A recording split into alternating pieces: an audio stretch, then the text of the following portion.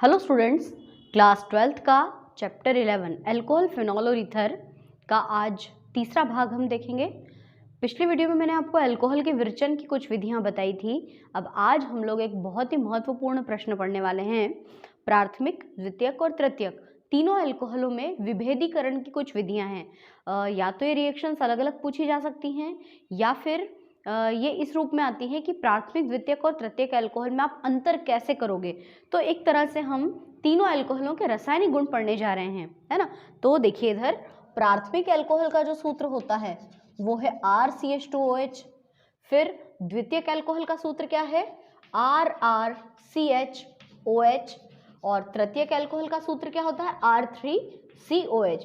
मैंने आपको पिछली वीडियोस में बात बताई है कि पहचान कैसे करते हैं अपन। प्राथमिक अल्कोहल मतलब CH2OH, द्वितीयक अल्कोहल की पहचान CHOH और तृतीयक में COH। ठीक है, अब इन तीनों में डिफरेंस आपको बताना है। तो तीनों अल्कोहलों में विभेदीकरण की कुल 4 अभिक्रियाएं हैं, 4 विधियां हैं। उन चारों को हमें ध्यान से पढ़ना है, परीक्षा में बहुत महत्वपूर्ण रूप से पूछी जाती है। तो सबसे पहले आज अपन स्टार्ट करते हैं। आप लोग चाहें तो प्रश्न बनाएं कि प्राथमिक, द्वितीयक, तृतीयक अल्कोहल के विभेदीकरण की विधियां लिखिए। 4 विधियां हैं, ऑक्सीकरण, विहाइड्रोजनीकरण, लुकास परीक्षण और विक्टर मेयर परीक्षण। ये चारों में से एक क्वेश्चन तो पक्के में आता है। ठीक है, तो आज हम शुरुआत करते हैं सबसे पहले ऑक्सीकरण अभिक्रिया की, है ना। ऑक्सीकरण, प्राथमिक, द्वितीयक, तृतीयक अल्कोहलों का ऑक्सीकरण हमको पढ़ना है। तो ऑक्सीकरण में क्या होता है कि अल्कोहल का जब अपन ऑक्सीकरण करते हैं तो पहले वो एल्डिहाइड में बदलते हैं, और एल्डिहाइड का ऑक्सीकरण करते हैं तो कार्बोक्सिलिक एसिड बनता है। देखिए कैसे, मैं आपको यहाँ पे वैल्यू रख के समझाती हूँ। जैसे प्राथमिक अल्कोहल का सामान्य सूत्र क्या है RCH2OH, तो हम यहाँ पर R के स्थान पे मान रख लेते हैं। जैसे मैं प्राथमिक अल्कोहल के भी रिएक्शन बता रही हूँ आपको, CH3CH2OH, इसके नीचे हम लिखेंगे प्राथमिक अल्कोहल। इस प्राथमिक अल्कोहल का हम करवाते हैं ऑक्सीकरण। तो देखिए, जब भी ऑक्सीकरण या अपचयन की प्रक्रिया होती है कोई ना कोई उत्प्रेरक जरूर होता है। कल मैंने आपको अपचयन समझाया था जिसमें उत्प्रेरक था। अब आज ऑक्सीकरण पढ़ रहे हैं तो ये ऑक्सीकरण K2Cr2O7 या KMnO4, इन दोनों में से किसी एक ऑक्सीकारक की उपस्थिति में होता है। पोटेशियम पर मैग्नेट की प्रेजेंस में जब ये ऑक्सीकरण होता है तो पहले तो क्या निकल जाता है, ये देखो, ये मैंने क्या निकाल दिया, H2O पे बॉक्स बना दिया तो H2O निकल गया। बचा क्या, देखते हैं क्या बच रहा है, CH3CHO, मतलब कि एसिटाल्डिहाइड बन गया। अल्कोहल का ऑक्सीकरण करते हैं तो एल्डिहाइड बनता है, और कल हमने पढ़ा था एल्डिहाइड का अपचयन करते हैं तो अल्कोहल बनता है। अपचयन का उल्टा ऑक्सीकरण, ऑक्सीकरण का उल्टा अपचयन। ठीक है, तो अल्कोहल के ऑक्सीकरण से एल्डिहाइड बन गया। और अब इसका हम एक बार फिर से ऑक्सीकरण कर देते हैं उसी KMnO4 की उपस्थिति में, तो ये ऑक्सीजन इसके साथ में ऐड हो जाएगा और बन जाएगा CH3COOH। देखो बैलेंस है ना रिएक्शन, CH3COOH। तो ये क्या बन गया आपका, ये बन गया एसिटिक अम्ल। ठीक है, अब इसमें खास बात क्या है, इसका डिस्क्रिप्शन कैसे लिखोगे आप। इसमें आपको लिखना पड़ेगा कि प्राथमिक अल्कोहल ऑक्सीकरण के पश्चात पहले एल्डिहाइड देते हैं और एल्डिहाइड ऑक्सीकरण के पश्चात एसिटिक अम्ल देते हैं, जिसमें कार्बन परमाणु की संख्या, जो अम्ल बनाना उसमें कार्बन परमाणु की संख्या मूल अल्कोहल के ही समान होती है। देखो जरा कितने कार्बन है यहाँ पे, 1 और 1 2, तो यहाँ लिख देते हैं 2C। यहाँ पर भी देख लो एल्डिहाइड में कितने कार्बन है 2, तो यहाँ पे भी 2C लिख देते हैं। और अल्कोहल में कितने कार्बन है 2, है ना। तो अल्कोहल का जब ऑक्सीकरण करते हैं तो एल्डिहाइड बनता है, एल्डिहाइड का ऑक्सीकरण करते हैं तो एसिटिक अम्ल बनता है, जिसमें कार्बन परमाणु की जो संख्या होती है वो मूल अल्कोहल के ही समान होती है। अच्छा, ये परिवर्तन ऐसे भी पूछते हैं, आप एथिल अल्कोहल का IUPAC नाम जानते हैं, एथेनॉल। पहले हमने एथेनॉल से क्या बनाया, हमने एथेनॉल से बनाया एथेनल, और एथेनल से क्या बना दिया भाई हमने, इसको हम कहते हैं एथेनोइक अम्ल। ठीक है, तो ये बात समझ में आ गई अच्छे से कि प्राथमिक अल्कोहल के ऑक्सीकरण से पहले एल्डिहाइड और उसके ऑक्सीकरण से फिर एसिटिक अम्ल या अम्ल बनता है। अब आती है दूसरे वाले की बारी। द्वितीयक अल्कोहल का सूत्र है CH3CH3CHOH, ये है आपका द्वितीयक अल्कोहल। इस द्वितीयक अल्कोहल का भी ऑक्सीकरण करा दो, तो इसका ऑक्सीकरण कराएंगे सेम वही KMnO4 की उपस्थिति में, तो सेम H2O यहाँ से रिलीज हो जाएगा, H2O निकल गया, ठीक है। H2O निकला तो बचा क्या, ये बचेगा CH3C डबल बॉन्ड O। मैंने डबल बॉन्ड क्यों लगाया, इसलिए लगाया कि एक तो हाइड्रोजन हटा और एक हाइड्रोक्सिल ग्रुप हटा, दो चीजें हटी ना, इसलिए डबल बॉन्ड आएगा। अगर आपको डबल बॉन्ड लगाने में प्रॉब्लम है तो कोई बात नहीं, आप डायरेक्टली भी लिख सकते हो। तो ये द्वितीयक एल्कोहल से क्या बन गया, एसीटोन। कल हमने एसीटोन से द्वितीयक एल्कोहल बनाया था, आज द्वितीयक एल्कोहल से एसीटोन बना रहे हैं, है ना। अब इस द्वितीयक एल्कोहल का एक बार फिर से हमको ऑक्सीकरण करना होगा, है ना। तो देखिए इसका ऑक्सीकरण कर देते हैं। तो एल्कोहल से बनाया हमने कीटोन, और कीटोन का जब ऑक्सीकरण करते हैं तो फिर से ये अम्ल देता है, एक तो देता है CH3COOH एसिटिक अम्ल, और एक देता है फॉर्मिक अम्ल HCOOH। देखो कैसे, अब अपन थोड़ा शांति से समझते हैं। ऑक्सीजन कितनी बार है, 1 2 3 4, यहाँ पे कितनी बार है, 1 बार, तो हमको कम से कम 3 ऑक्सीजन तो लेने पड़ेंगे। अब देखें इसमें क्या क्या चेंजेस हुआ है, इसमें परिवर्तन कैसे होगा। CH3COOH समझ के देखते हैं कैसे। हाँ, इस ऑक्सीजन को 3 अलग बार लिख दो, CH3 पूरा CH3, यहाँ से ले लो C, ठीक है, फिर यहाँ से ले लो डबल O और यहाँ से ले लो H। मतलब CH3 को हम 1 मिनट के लिए ऐसे लिख रहे हैं, कोई प्रॉब्लम नहीं होगी आपको समझने में। ये CH3 है, वो देखो CH3 मैंने ऐसा कैसे लिख दिया, COOH, ठीक है, CH3COOH। अब बचा क्या, HCOO, HCOO, तो ये रहा HCOO यानी कि फॉर्मिक अम्ल, ठीक है। तो मुख्य उत्पाद तो आपका ये एसिटिक अम्ल है ना। अब इस एसिटिक अम्ल में कार्बन कितने, देखो 2, एसीटोन में कार्बन कितने हैं, 2, जबकि ये जो द्वितीयक एल्कोहल इसमें कार्बन कितने हैं, इसमें है 3, सॉरी इसमें भी तो 3 है, 1 2 3 कार्बन।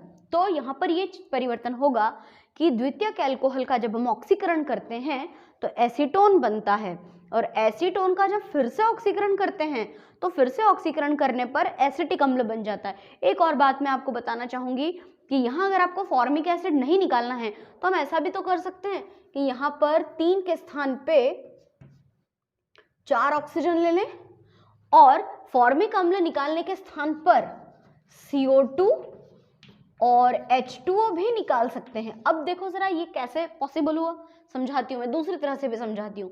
कुछ किताबों में ऐसा बताया कि फॉर्मिक एसिड बनता है, कुछ बुक्स में ऐसा बताया कि CO2 और H2O निकलता है। CO2 H2O वाली रिएक्शन भी हम लोग देख लेते हैं। तो CH3COO और एक H यहाँ से ले लो, है ना।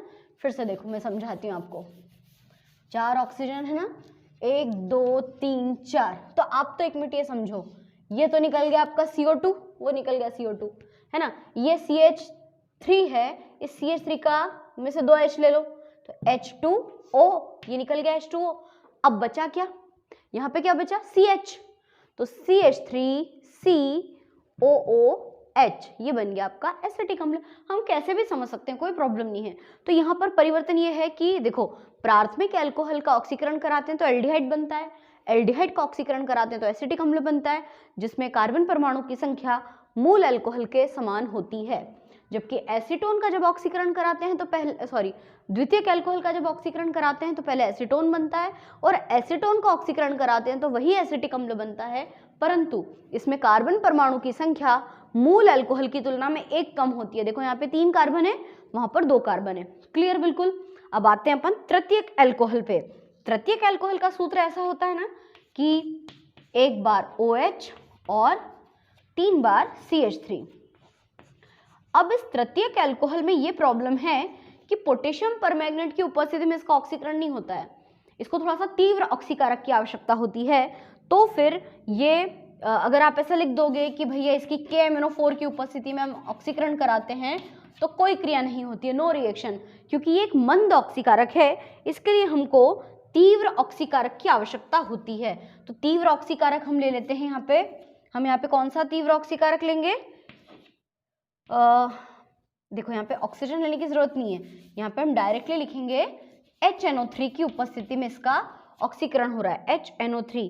तो जब इसका ऑक्सीकरण होता है तो पता है क्या होता है, इसमें से ये OH और यहाँ से एक H निकल जाता है, यहाँ का एक H और यहाँ का OH निकल गया, मतलब निर्जलीकरण हो गया, H2O निकल गया। समझो फिर से, ये OH निकला और यहाँ का एक H निकला। अब देखो क्या बचा, इस कोने पे बचा CH3, इधर बचा C, नीचे बचा CH3, ऊपर बचा CH2, क्योंकि एक H निकल गया ना H2O के साथ, H2O के रूप में। और ये जो बॉन्ड है ये उठ के यहाँ आ गया, तो इसका नाम क्या हो जाएगा, 1 2 3 2 मेथिल प्रोप-2-इन इसका नाम हो जाएगा, है ना। लंबी श्रृंखला में 3 कार्बन है, 1 2 3, तो ये मुख्य शाखा हो गई, ये पहला, ये दूसरा, 2 मेथिल प्रोप-2-इन, ये इसका IUPAC नाम हुआ। इसको आइसोब्यूटीन भी कहते हैं। और अब इसका एक बार फिर से ऑक्सीकरण कराते हैं, इसका फिर से ऑक्सीकरण कराते हैं नाइट्रिक अम्ल की उपस्थिति में, तो बन जाता है आपका वही एसिटिक अम्ल, CH3COOH, एसिटिक अम्ल बन गया, है ना। एसिटिक अम्ल नहीं, हम यहाँ पे पहले एसीटोन भी बना सकते हैं और एसीटोन से फिर एसिटिक अम्ल बनाते हैं, मतलब सेम ये वाली रिएक्शन। चलो एसीटोन बना के देखते हैं अपन, डायरेक्ट न बनाते हुए। तो HNO3 की उपस्थिति में क्रिया कराते हैं तो बनता है CH3C, इधर भी CH3 और यहाँ डबल बॉन्ड O, है ना। तो CH3CO CH3। अब इस CH2 का क्या करें, इस CH2 का ये करें कि CO2 निकाल दें, H2O निकाल दें। तो उसके लिए कितने ऑक्सीजन चाहिए हमको, 4।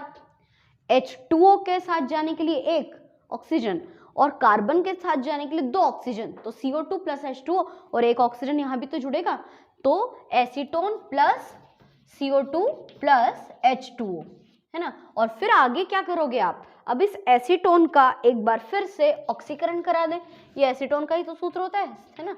एसीटोन का ऑक्सीकरण तो ये लिखा एज इट इज, तो आगे मैं यहाँ पे समझाती हूँ आपको कि इस एसीटोन को हम लिख लेते हैं CH3CO CH3।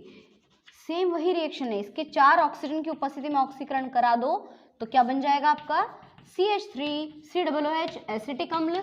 कैसे बना देखो, CH3COOH, CH3COOH, यहाँ पे क्या बचा CH2, तो CH2 में से H2O निकल जाएगा और एक CO2 निकल जाएगा।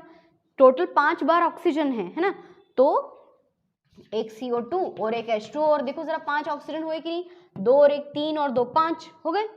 मतलब यहां से लगाकर एसीटोन से लेके तो ये वाली रिएक्शन फिर से रिपीट हुई है, इसलिए मैंने इसको थोड़ा सा फास्टली बता दिया। तो क्या हुआ अंततः कि ये जो तृतीयक एल्कोहल है, इस तृतीयक एल्कोहल में कुल कितने कार्बन है, 4, 1 2 3 4। तो तृतीयक एल्कोहल का ऑक्सीकरण पहले तीव्र ऑक्सीकारक नाइट्रिक अम्ल की उपस्थिति में कराते हैं, तो पहले एल्कीन्स बनते हैं, एल्कीन का ऑक्सीकरण कराने पर एसीटोन बनता है, एसीटोन का ऑक्सीकरण कराने पर एसिटिक अम्ल प्राप्त होता है, जिसमें कार्बन परमाणु की संख्या मूल एल्कोहल की तुलना में 4 में से 2 कम होती है। यहाँ पे 4 कार्बन है और यहाँ पे कितने कार्बन है, 2। अब ये मैंने तीनों रिएक्शंस आपके सामने लिख दी है, इसका आंसर कैसे लिखोगे। मान लो परीक्षा में आ जाता है कि प्राथमिक द्वितीयक और तृतीयक एल्कोहल के विभेदीकरण की ऑक्सीकरण विधि को समझाइए, तो हम इसका उत्तर कैसे लिखेंगे, पूरे एक पैराग्राफ में सुनना ध्यान से। प्राथमिक द्वितीयक और तृतीयक एल्कोहल का ऑक्सीकरण कराने पर प्राथमिक एल्कोहल पहले एल्डिहाइड देता है और एल्डिहाइड के ऑक्सीकरण से एसिटिक अम्ल बनता है, जिसमें कार्बन परमाणु की संख्या मूल एल्कोहल के समान होती है, यानी दोनों में 2-2 कार्बन होते हैं।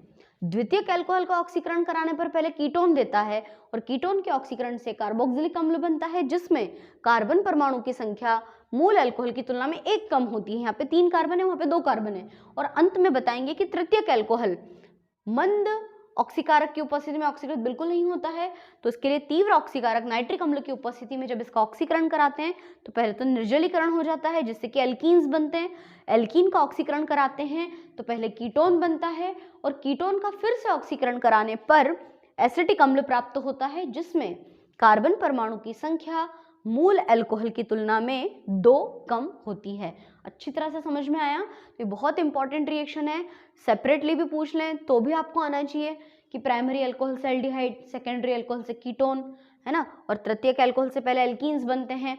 तो ये हुई पहली रिएक्शन ऑक्सीकरण, है ना। टोटल 4 हैं इसमें। अब हम पढ़ते हैं विहाइड्रोजनीकरण, बहुत ही सरल है ना। देखिए नाम से ही स्पष्ट है, इसमें विहाइड्रोजनीकरण, है ना। वी का मतलब होता है निकालना, हाइड्रोजनीकरण का मतलब होता है किसको निकालना, हाइड्रोजन को निकालना, है ना, वी हाइड्रोजनीकरण। तो पहले पूरा डिस्क्रिप्शन सुन लो कि प्राथमिक, द्वितीयक और तृतीयक एल्कोहल को कॉपर धातु की उपस्थिति में 300 डिग्री सेंटीग्रेड ताप पर जब गर्म करते हैं तो उसमें से हाइड्रोजन निकल जाती है। प्राथमिक एल्कोहल के विहाइड्रोजनीकरण से एल्डिहाइड, द्वितीयक एल्कोहल के विहाइड्रोजनीकरण से कीटोन और तृतीयक एल्कोहल का विहाइड्रोजनीकरण नहीं होता बल्कि उसका निर्जलीकरण हो जाता है और एल्कीन्स बनते हैं। ठीक है, बिल्कुल ऑक्सीकरण जैसा ही तो है।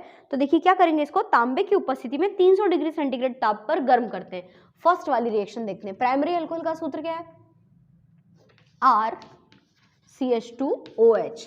R के स्थान पे मैंने जानबूझ के वैल्यू नहीं रखी है, ये प्राइमरी अल्कोहल है, चाहो तो CH3 लिख दो, ये आपके लिए छोड़ा गया है कि आप वैल्यू रख के एक बार और रिएक्शन लिखना। प्राथमिक अल्कोहल का करा दो विहाइड्रोजनीकरण, कॉपर धातु की उपस्थिति में 300 डिग्री सेंटीग्रेड ताप पे जब इसको गर्म करते हैं तो इसमें से हाइड्रोजन निकल जाता है, H2 निकलता है। ये मत सोचना कि ये H2 निकल गया, हाँ ऐसा नहीं होता है।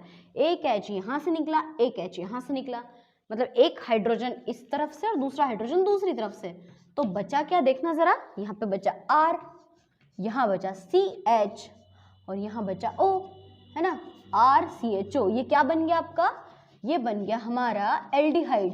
इसमें ये नहीं देखना है कि कितने कार्बन है और इधर कितने कार्बन है, कोई प्रॉब्लम नहीं है, बहुत सिंपल है कि प्राइमरी अल्कोहल का जब विहाइड्रोजनीकरण करते हैं कॉपर की प्रेजेंस में 300 डिग्री सेंटीग्रेड ताप पर तो एल्डिहाइड बनते हैं, हाइड्रोजन गैस निकल जाती है। ठीक है, वैल्यू रख के देख लो। R के स्थान पे मान लो मैंने CH3 लिखा तो क्या नाम होगा इसका, इसका नाम होगा एथिल अल्कोहल या एथेनॉल, और एथेनॉल से फिर क्या बन जाएगा आपका एसिटल्डिहाइड, जिसको हम कहते हैं एथेनल, है ना, एसिटल्डिहाइड को एथेनल भी कहते हैं। तो एथेनॉल से एथेनल कैसे प्राप्त करोगे, ये रही रिएक्शन।